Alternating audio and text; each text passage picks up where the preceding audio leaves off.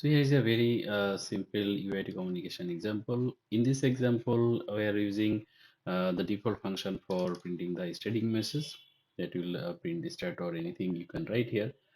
Is initialize the UART, then inside initialization, set it in the baud rate.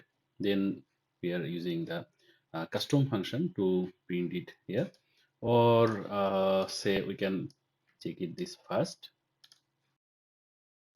Let's build it and now simulate it. So start. In this code, it will repeat or print it back what we are writing here. Say 1, 2, 3, 4 something.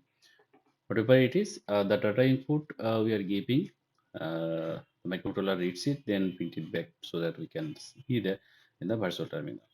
Similarly, if we need to write it text, then we will use this custom function.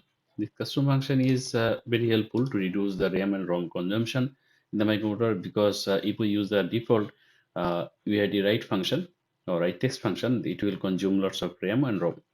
So to reduce that, we are splitting the total text in small portions so that it doesn't consume much RAM and ROM.